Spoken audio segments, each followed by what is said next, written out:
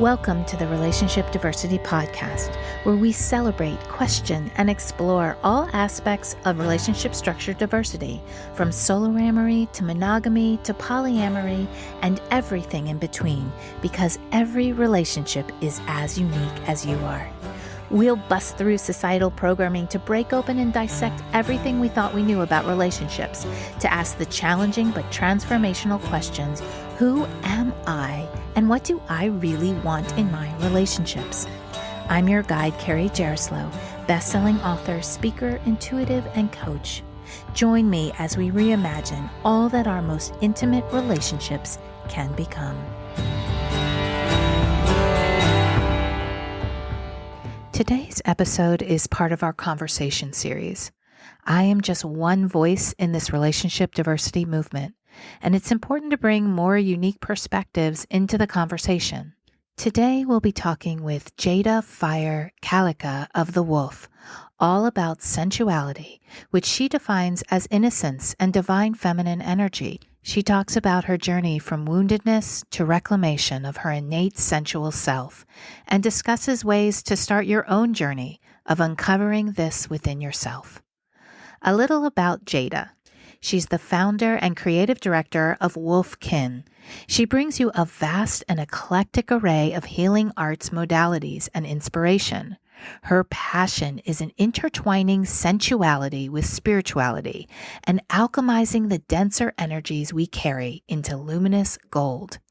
After decades of world travel, indigenous study, and discovery of primal spirit, Jada has cultivated her own teacher training curriculums, retreats, and online courses to awaken the inner healer and reclaim her divine innate integrity as a fierce feminine divine. Her passion and sole purpose are to amplify and empower you to become who you were born to be, to raise the vibration of universal love, ecstatic joy, and to say yes to life, luminosity, and the creative awakening of Shakti, the divine feminine life force we are yearning for in our regenerating times. She has expansive knowledge in shamanism, herbology, plant spirit healing, dance medicine, expressive yoga, primordial teachings, the wild woman archetype, and expressive arts. She's the author of Relinquish the Armor, 14 Ways to Illuminate Your Inner Fire, and is the co-creator and illustrator of the Ancient Animal Wisdom Deck. Let's get into the conversation. Hello and welcome, my soul sister. Jada is here in the house. I am so excited to have this conversation with you because Jada and I have known each other, I don't even know, since over 15 years probably. And we met in Las Vegas in the yoga community there, and just have always felt such a soul sister bond. And I just welcome here, Jada. I'm so excited that you're here. Yeah, I'm excited about this too. This has been a long time coming, having this conversation. Yeah. Yeah. Yes. And Jada is living right now in where exactly? You're in West Coast of Canada. Yeah, BC, Canada, in the interior, so more of the forested kind of rural area. Oh, nice. And so Jada and I remember Jada the first time that we met, and I just, you have always you have oozed sensuality. I don't know. It's just it's so much a part of you. And when I think of myself, I never think of myself that way. So it's always been so amazing to watch someone feel so comfortable in their body. And that's what I've always felt from you, is this comfort in your sensuality, that was just so much a part of your identity. And so I wanted to start there and ask you, has that always been a part of of your identity from the time you were a child? What was that journey like? What has it been like for you in terms of sensuality and identity? Yeah, well, growing up Long Island, New York, in a big Italian family, with, as most of our families, a lot of programming and belief systems of just the way it was at the time. It was interesting being coming into this life journey, speaking to this lifetime, as a bright child, like a really carrying a lot of like that really resilient, golden, bright energy. And I think in many ways, it scared my parents, right? Like, what are we to do with this bright energy? She'll get in trouble, or she's too friendly, or, and there was always a lot of fear around that. So When when do I you go back, remember that starting? Like, what age do you have a memory of that kind of thing? well, it's funny. I've been doing a lot of soul retrieval, inner child work, and what's been coming to me lately is 3. So that's kind of like where I'm working with right now, but definitely like 5, 6, 7. There was, just some vivid memories of being that just naturally expressive child, very, very much always in my body, like acrobatic and dancing and like really coming from that place of expression. And, I think in many ways it was adored and cherished, but I think it was such a big energy. It probably invoked more of the fear and triggers around, well, um, when I study trauma and I look at trauma healing, what makes a lot of sense to me is that there's actually a pattern that you can track and start to understand and see if there's been a lot of repression, like sexual energetic repression in one generation, the following generation is usually in the expression. And then the following generation is usually in the repression. Oh, And interesting. it is like, and if you look at kind of like the energetics of your children and then your parents, you can kind of see in a lot of ways, there's a lot of commonality that the children have with your parents, Huh. because energetically, we're kind of in the middle. We're the generation that's, and I really do just feel that it's nature's way of balancing itself, Mm-hmm. right? It's just like nobody's right or wrong. It's just like this rhythm and Mm-hmm. this pattern. And so I feel like I came into this world with the constitution of that expression, right? And my life's work or my purpose has really always been in that being safe in my body, being safe in this creative expression. And it's kind of like this fountain of energy. And so if I look behind me and I look in front of me, I could see in the other generations how that's scary, right? How Mm-hmm. that's too big, that's too much. But it's almost just that natural sinuous line that takes shape, right? Like you could see in the movement of a serpent, or just the cycle of the year. There's some definitive pieces we could point to that we can say, well, that's just, the nature of life, right? Mm-hmm. But yeah, going back to your question, I do think that there were some kinks and traumas and wounds and knots that we all face as humans, especially in the 7 and 14 years of our journey. And they become, what I've come to understand now, are the sacred wounds. And we are given, or we are incarnated into, or we manifest these sacred wounds because it's the impetus of what to push off of to become who we're born to be. And so when I look at my traumas and I look at my wounds and I look at, like the cracks in the path, like this is where we can start to track and find the gold. So often in my workshops and classes, I'll speak to, if you're feeling like you have a lot of shadow energy, right? Like that ashamed, abandoned aspect of the self, like that shadow piece. I like to say, if you feel like you have a lot of shadow energy to hold or to work with, just know that you're sitting on a gold mine. Right. Because if we have the courage and we have the patience and we have the guidance to go in and sort of like look at, well, what's underneath this stone, Mm-hmm. right? That I've been so afraid to move or to learn about. And, this is where the great goddess Kali, Earth Mother, primordial mother, is the one to hold us through that bigger work. And so, anyway, going back to childhood, I think that there was quite a few knots and kinks to kind of unpack and to see as a sacred wound, which I have.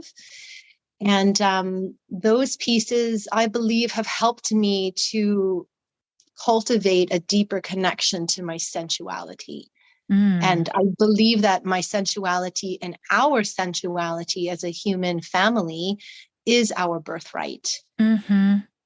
And I feel like we are being called right now as we go through this evolution.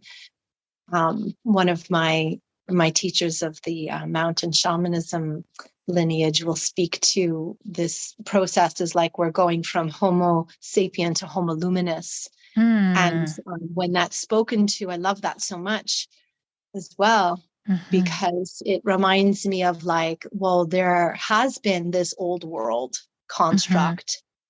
And in many ways, we've all come from this construct where there's been a lot of like patriarchal, predatory, maybe some distortion energy in our energetic lines, like our karmic ancestral lineage. And now we're moving into a time where we're really being called to look at the divine feminine energy of the planet, and how are we harmonizing with her, and how are we communing, and how are we calling in that primordial beauty and medicine and strength of the underworld, of the earth element, to actually see that we're not separate from her, but we're very much her. And we're extensions of that primordial essence.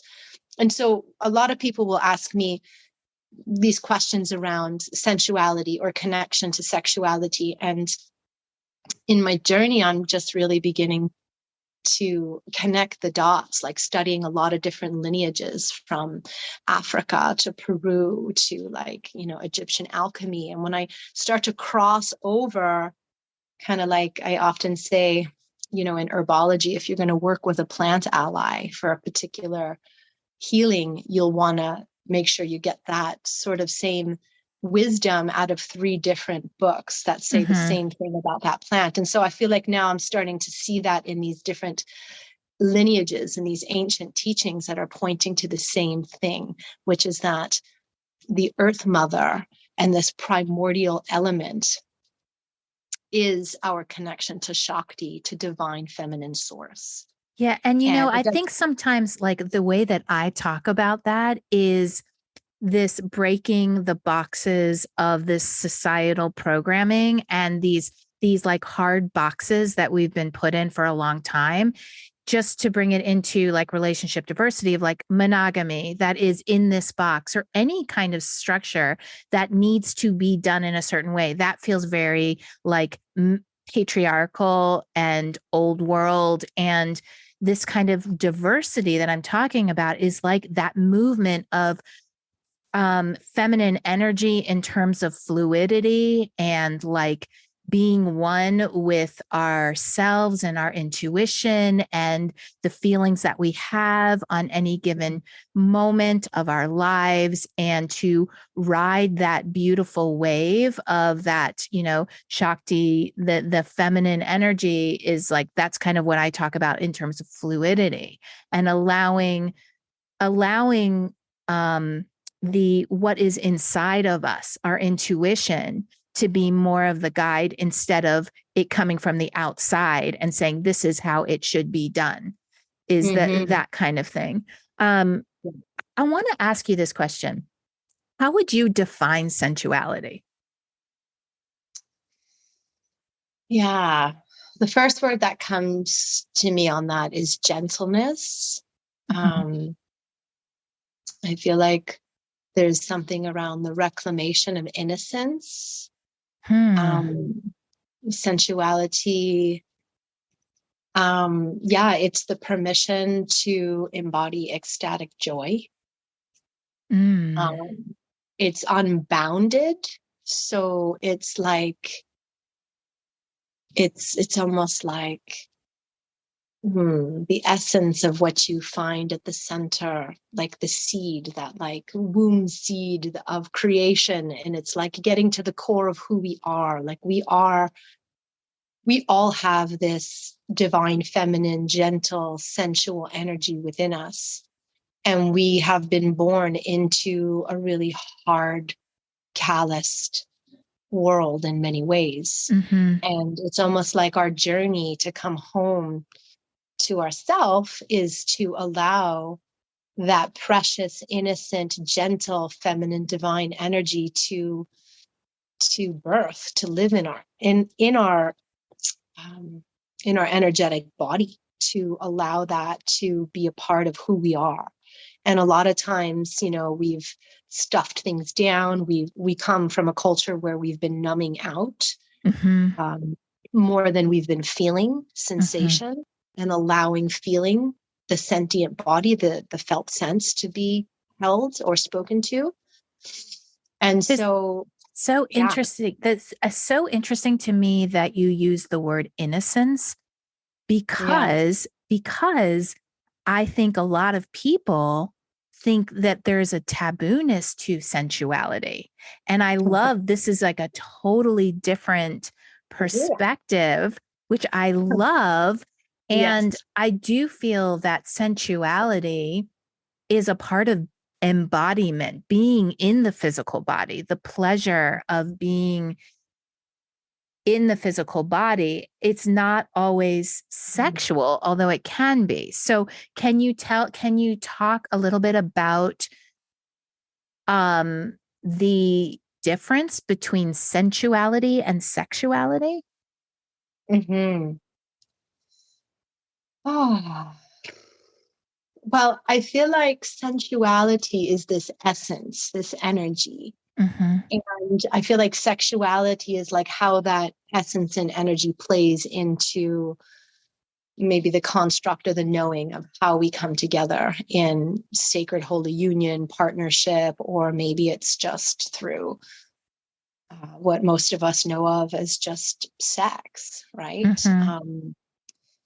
Yeah, I feel like my work and my soul purpose and the journey I'm on is to, I've heard it said this way. I find it interesting in a book on returning the eros, is we are actually yearning to revirginate Mm. and come to the return of innocence. Hmm. And and and that resonates with me because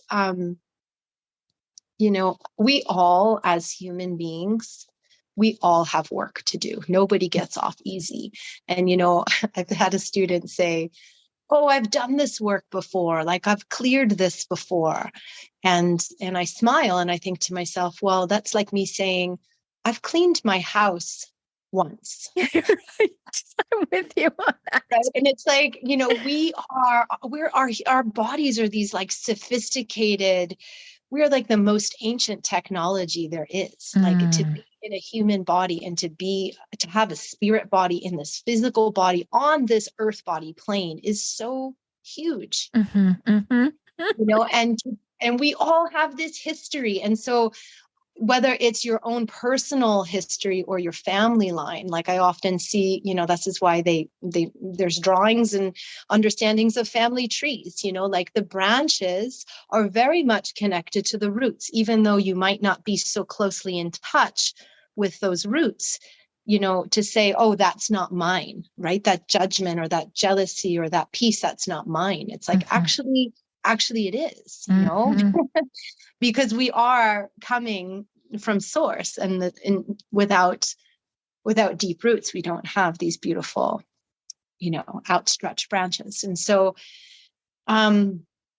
yeah, I think it's interesting to look at sensuality in the perspective of like it having a tainted, maybe like even like naughty, darker sexual energy, and then looking at it from the lens of actually this is like the reclamation to our innocence. And Mm. we all, and when I say that, it's not it's not like I'm speaking to an idea where we're without pleasure. Like, I welcome ecstatic joy and orgasmic pleasure in my life, Mm-hmm. but what I am calling in and I'm trying to refine and attune myself to is to come into that recognition and remembering that my sexual energy and our sexual energy as humans is actually it's our vault of primordial power. Mm-hmm. And if we're Mm-hmm. not in right relationship with that energy, then we're likely going to destroy everything around us. Yeah, So, I feel like what you're saying is like it's innately who we are as a yes, body, and then yes, how the energy in the body, how we come together in that space. And that's the return of the innocence, is the return that this is really the truth of who we are in the body, that the sensuality yes, is what we come into the body with. We're just through so much banged out of us of that's wrong, that's bad, you shouldn't feel that way. right. And so can you tell us Mm. about like a moment in your life that you feel like you had like a reclamation moment where you reclaimed your sensuality, and just maybe a little bit about that journey? Yeah. Um, a few thoughts come to me, but I think the most powerful one um, really speaks to receiving an energetic transmission of healing through the land. And when Mm, I say the land, we have access. Every human here has access to the land. You can take your shoes off and go walk outside today and feel the earth beneath your feet. We live in a world where we've been, yeah, you put your shoes on, you don't touch the ground, it's dirty, right? mm-hmm, So mm, talking about dirty. Okay, yeah. now there is this authentic true beauty in the deep deep darkness of the earth. And so in my personal journey, um I had some stories and some traumas and some wounds that I didn't know how to hold, as most of us don't when we're young. And I didn't have a lot of resources around me, which most of us didn't when we were young. And there was an intuitive calling that came through very strong for me when I was 19. And it was a calling to go to Queensland, Australia, and to finish my art degree, as I was studying fine arts art education upstate New York. And I had this opportunity come my way. And I went to Australia, but I went there particularly because I wanted to get close to the Aboriginal people. And I wanted to understand how they lived in the outback, in Arnhem Land, in the Red Desert, without their shoes, connected to the earth, connected to source. There was something like really pointing me to that. And I had an experience in 1999 in Australia. I journeyed around and I studied what was available to me just through the community and the school and my own like pilgrimage to Ayers Rock, Uluru. But there was a day when I was in Australia that I was back at the college campus, and there was a fire. There was lightning hit the top of the hillside in the middle of the night, and this lightning turned into like this firestorm. And it was the middle of the night, and this college campus was just not far from, was kind of at the bottom of this hillside where the fire started. So in the middle of the night, all the fire alarms are going off, and they are evacuating everybody from the building because this fire is like encroaching pretty quickly down to the campus. And for whatever reason in the world, I slept through the whole thing. Like, I didn't hear the alarms. I heard nothing. I just slept like a baby. And I woke up in the morning. And when I went outside, I was sleeping by myself in my dormitory. My roommate was out of town. And I went outside, and this very once lush green landscape had become this like black, ashed hillside. And I was just in like total like awe and disbelief, like bewildered. What happened? Right. So I walked into the cafeteria where all the students and staff and people were. And everybody's talking and sharing photographs on their old cameras, flipping through the film, and like everybody captured this fire, talking about this fire. And then I had soon learned, what had happened. A friend of mine was like, "Where were you? We don't understand. We couldn't find you," looking all over. And I was like, "Yeah, I was sleeping." So I ended up going back into my dormitory, and I was just so stunned. I don't even think I ate that morning. I just turned around, I went back, and I started writing in my journal I was writing to the element of fire and thanking the element of fire for keeping me safe in this experience. And later that day, it was like at the end of my stay in Australia. And so I knew that I wanted to give something back to the earth, to say thank you for holding me so wildly and so sensationally, and its primitive energy kind of coursed through me the whole time I was down there. And I knew I was like it was just an intuitive calling to go there. And I just was receiving a lot from the energy of the land. And so I wanted to give back to the land. So I took my sandals that I loved so much, and I walked up the hillside, and I was by myself and nobody was around. And the whole hillside is like black and ash. And I found this quiet spot where I was in solitude, and I got on the ground and I just dug this hole in the ground, and I I wanted to bury my sandals into the earth and say, thank you for holding me in this. Thank you, for just holding me in a way I've never been held before. And so I went through this like ritual, which just kind of came to me, and intuitively, I was just feeling into it. And as I was covering up the sandals and covering up the ash and just like closing my gratitude prayer, I saw this black ash on my hands, and I was just enamored. I had this like very intuitive, instinctual feeling that it was almost like spirit said to me, cover yourself, like get nude and cover yourself in me.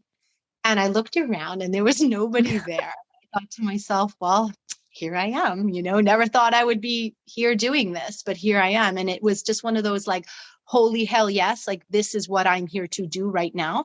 And so I took the ash from the earth, and I started to pull it up my forearms and cover my body. And I took off my clothing, and I just started to pull and anoint that blackened ash all over my body. Wow. And I will tell you now that experience has completely brought me home to the primordial Shakti goddess earth energy. Wow. That was probably what I was looking for all along and didn't know how to access. And in that moment, spirit was like, you can get clean here. Yeah. You can, right? And it was a really powerful transmission of primordial healing, of like alchemical healing. And I remember, just my body being covered. And so like, where some people would be like, well, don't touch that, you'll get dirty. Like intuitively and spiritually and energetically, I knew like on all levels that this was actually how I was going to commune and get clean. Wow. And so I have a really deep reverence for working with, when I say the land, I'm speaking to like this primordial power, this, and that is the Shakti. There's a lot of people that say, I don't understand Shakti. What is this Shakti? And it's like, it's really coming home to that primordial goddess energy, and we do get confused because we live in a world where there has been a lot of distortion around the dark, right? So the dark can kind of, if you think of dark, sometimes we think like, oh, it's like this, it's this dark sexual energy. It's this, it has a certain look or feel or texture. And that's just what our mental construct has shaped into that word spell around maybe where the sensuality meets that darkness. But in truth, right? In an innocence and in in our primordial power, in right relationship with that power. Mm-hmm. We are of that Shakti energy that is Mm-hmm. in us, and we need to just remember that.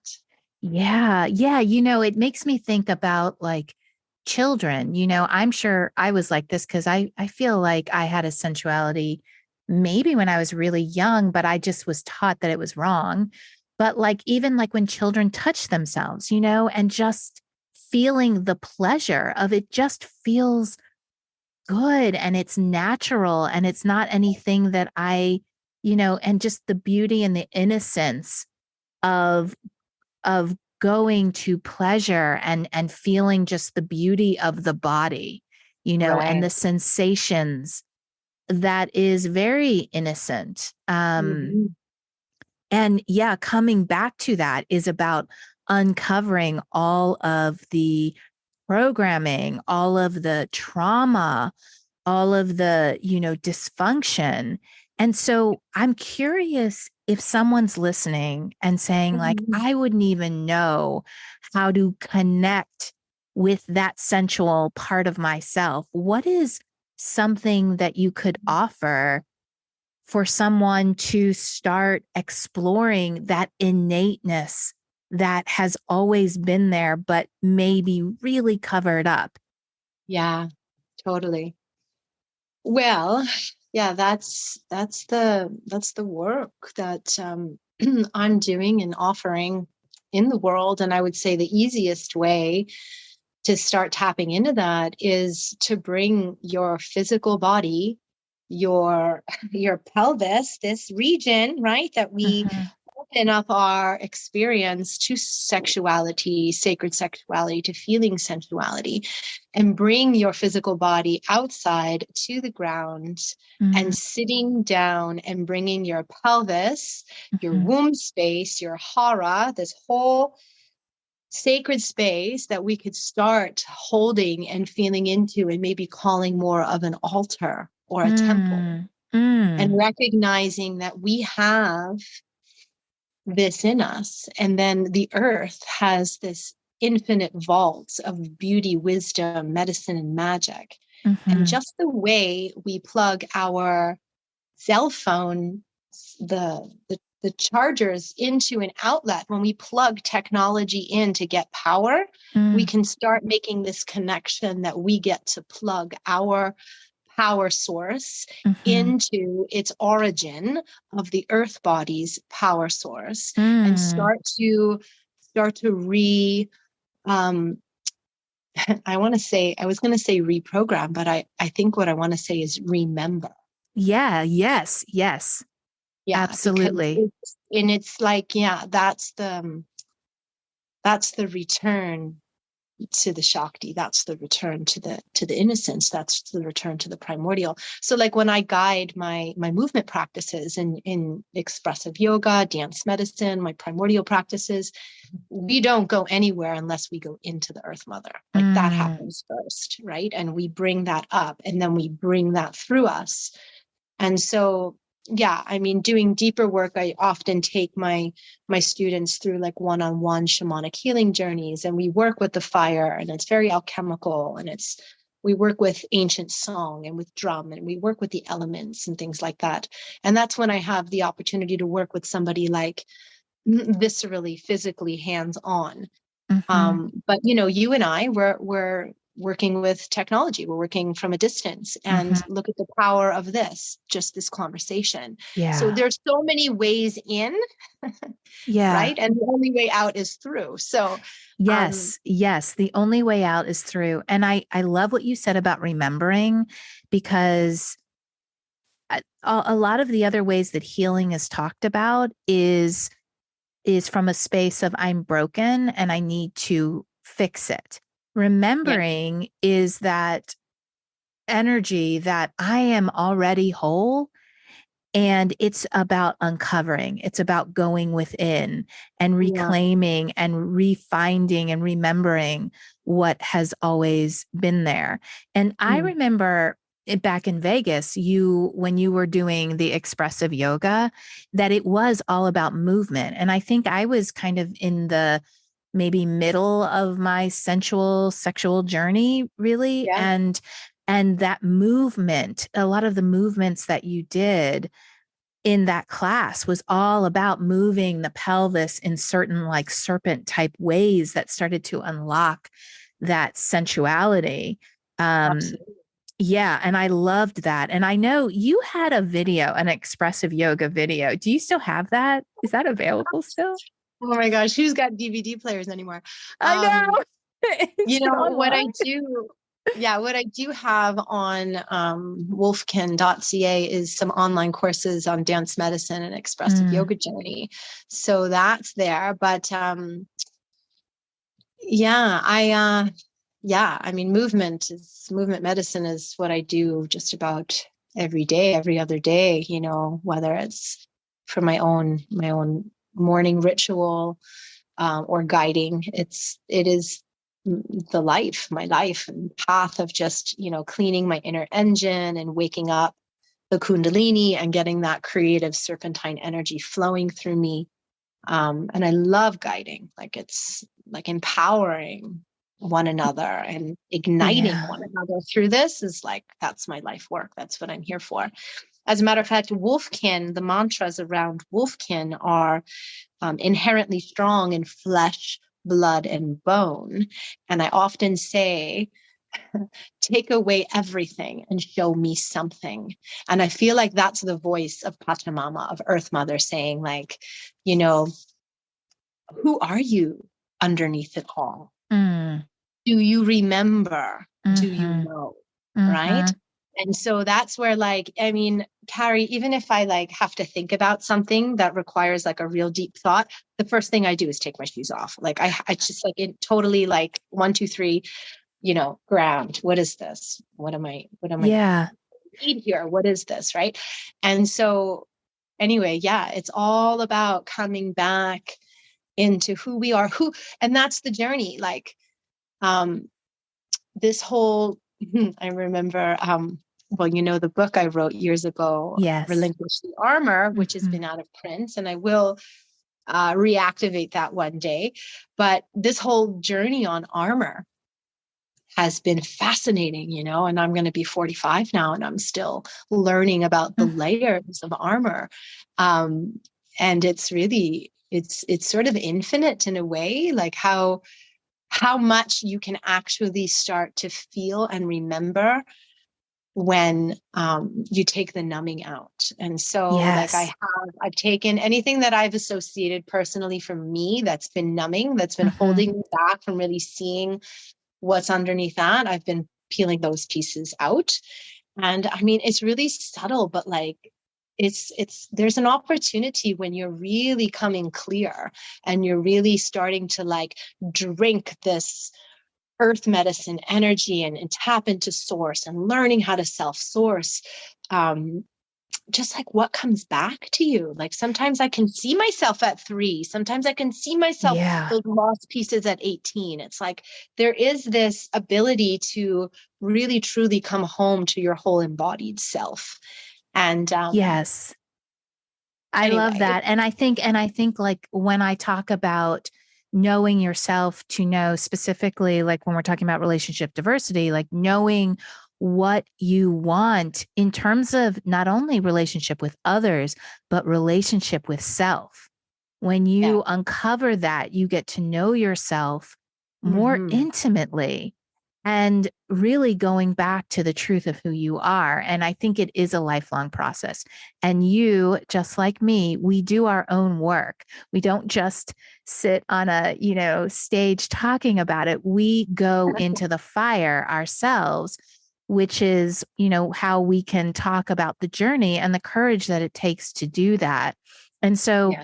I want to encourage you, if you're listening to this and it's something that you're wanting to explore your own sensuality and really the innocence of knowing the part of you that always was, reach out to Jada, wolfkin.ca, right? is the website. Yeah, wolfkin.ca. Yeah, and we're going to have the links in all the show notes so you can connect really easily with her.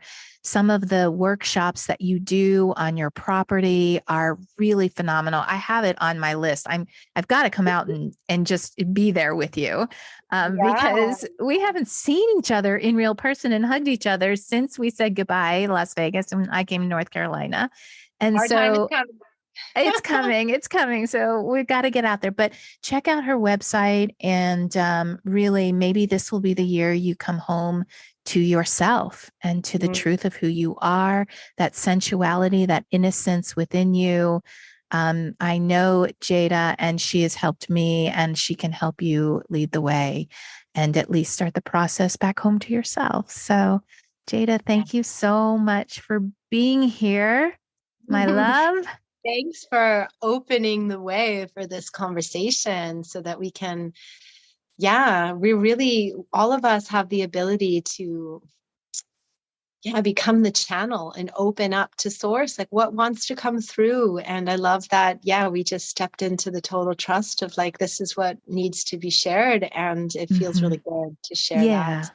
And I feel like this is you. going to be the first of many. Many. Let's keep going. Many.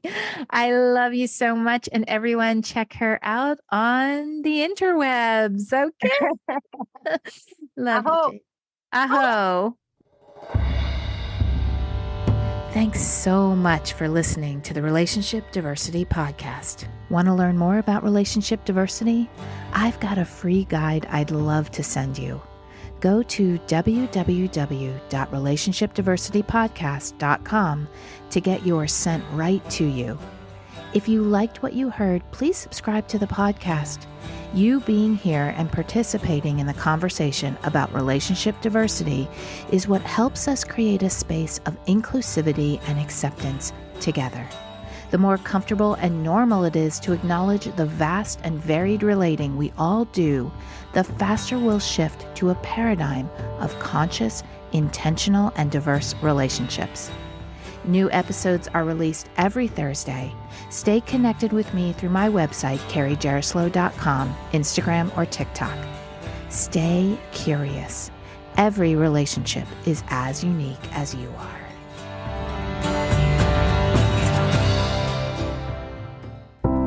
Are you wondering why you never seem to find lasting fulfillment in your relationships? Or do you create the same kinds of relationship experiences over and over again? Can you never seem to find even one person who you want to explore a relationship with? Have you just given up hope altogether? If this sounds like you, my recent book, Why Do They Always Break Up With Me, is the perfect place to start. The foundation of any relationship, whether intimate or not, is the relationship we have with ourselves. In the book, I lead you through 8 clear steps to start or continue your self-exploration journey. You'll learn about the importance of self-acceptance, gratitude, belief shifting, and forgiveness, and given exercises to experience these life-changing concepts. This is the process I use to shift my relationships from continual heartbreak to what they are now, fulfilling, soul-nourishing, compassionate, and loving. It is possible for you. This book can set you on a path to get there. Currently available through Amazon or through the link in the show notes.